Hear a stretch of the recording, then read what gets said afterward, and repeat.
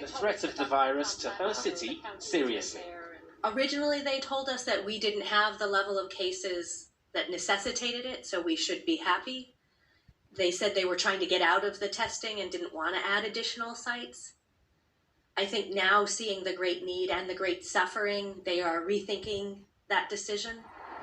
Arizona's state government did impose a lockdown here, but it was lifted completely back in May. The spike in cases since has forced them to order the bars to close once more.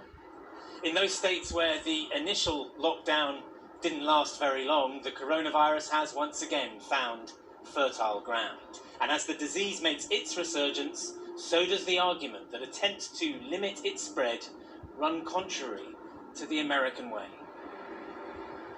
Out west, in the desert towns of Arizona, which rely on tourist dollars, there are businesses which ignored the lockdown the first time round. When the governor extended the order, we very prayerfully and seriously talked about it and decided we're going to open. We need to open. This isn't right. This is America. We just felt like our constitutional rights were being violated.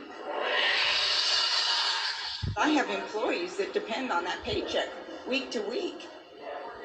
There's something more important than just existence. It's called life, liberty, and the pursuit of happiness.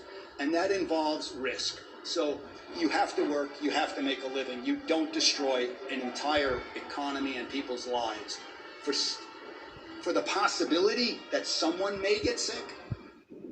America has a president who has often appeared unconcerned by the dangers of the coronavirus, and state governments who've been left to decide for themselves how best to deal with it. The land of the free has become a place where a virus can thrive. Geraint Vincent, News at 10, Arizona.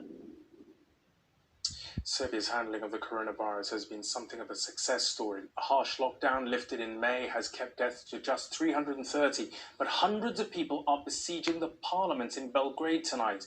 Earlier this evening, protesters managed to force their way in, angry at plans to impose another lockdown on the capital due to a rise in COVID-related infections and deaths. There were 13 deaths today, the highest so far.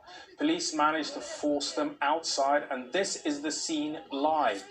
The protesters are gathered outside the Parliament building now in their thousands. They say the lockdown shouldn't have been lifted so early. Now, one of Hollywood's biggest stars, Johnny Depp, opened up in court in London today about his drug and drink problems, his temper, his fame, and his tempestuous relationship with his ex-wife and fellow actor Amber Heard. It was all to make clear that he was not a wife beater. He is suing the owners of the Sun newspaper for saying he was. In evidence today, Johnny Depp suggested he hadn't hit Amber Heard, but that she had hit him. Determined to give evidence in person at the High Court despite the threat of COVID, Johnny Depp is attempting to clear his reputation after being described as a wife-beater. Wearing a red scarf, his former wife, Amber Heard, claimed she'd been dragged to court to discuss some of the most distressing moments of her life. The couple had just started their relationship at the premiere of The Rum Diary in 2011. By the time The Sun ran the disputed headline 7 years later, their marriage was over. This video was shown in court today.